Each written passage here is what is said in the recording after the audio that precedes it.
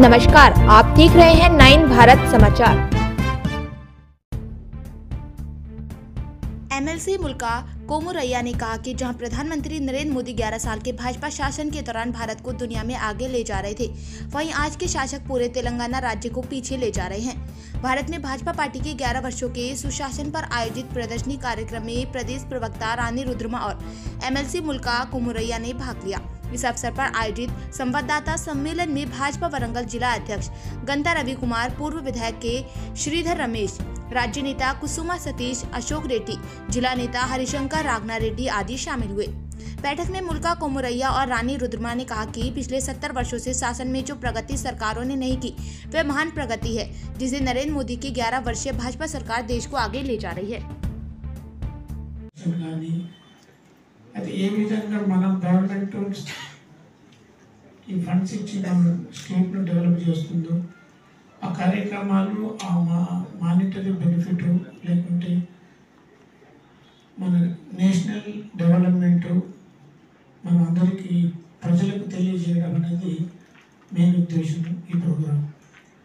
అయితే మనందరికీ ఈ కార్యక్రమాలు మీటింగ్స్ పెట్టి చెప్పలేకపోతున్నాం.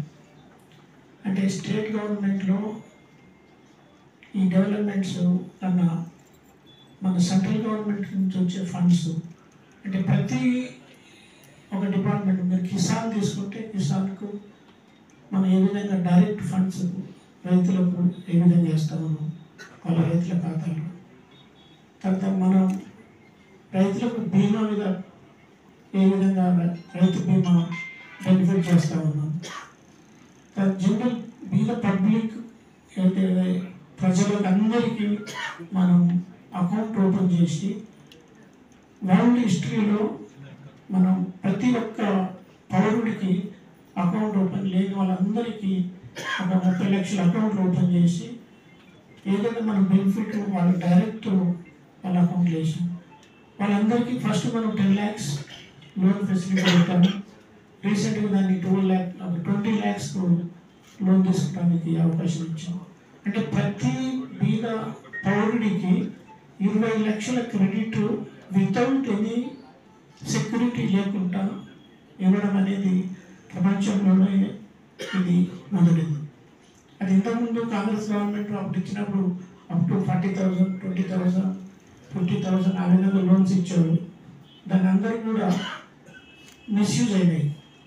అంటే ఒకప్పుడు రాజీవ్ గాంధీ గారే చెప్పారు ఏంటంటే సెంట్రల్ గవర్నమెంట్ నుంచి ₹1 మన స్టేట్ కానీ కిందికి ఇస్తే అందులో కొన్ని 15 పైసే పబ్లిక్ చేరుతుంది, మిగతా 85 పైసే ఈ మిగతా దళారులకు స్టేట్ ఉంటే ఆ స్టేజ్ నుంచి మన ప్రధానమంత్రి గారు మన గవర్నమెంట్ డైరెక్ట్ ప్రతి ఒక్కరికి అకౌంట్ ఓపెన్ చేసి ₹1 ఇస్తే ₹1 డైరెక్ట్గా మన ప్రతి అకౌంట్ హోల్డర్కు బెనిఫిషియరీకి ఏ విధంగా చేసిన ఘనత మన ప్రధానమంత్రి మోడీ గారి.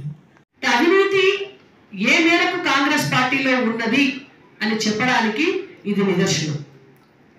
అందరి పక్కల స్థానిక ఎమ్మెల్యేల పైన ఉన్న మంత్రులు, అధికారులు అంతా కలిపితే ఇవాళ 30% కమిషన్లో తెలంగాణ రాష్ట్రంలో కాంగ్రెస్ పార్టీ ప్రభుత్వం నడుస్తుంది. మన నరేంద్ర మోడీ గారి ప్రభుత్వం జీరో కరప్షన్ పాలిటిక్స్ చేస్తుంది. ఎక్కడ కూడా ఈ 11 సంవత్సరాల కాలంలో ఒక్క స్కాము, ఎక్కడ కూడా ఏ కేంద్ర మంత్రి కూడా ఒక్క % పైసలు తీసుకొని పనిచేయడం భారతదేశ చరిత్రలో మొదటిసారి ఈ 11 సంవత్సరాల కాలంలో లేదు. అది భారతీయ జనతా పార్టీకి, కాంగ్రెస్ పార్టీకి, బీఆర్ఎస్ పార్టీకి ఉన్నటువంటి తేడా.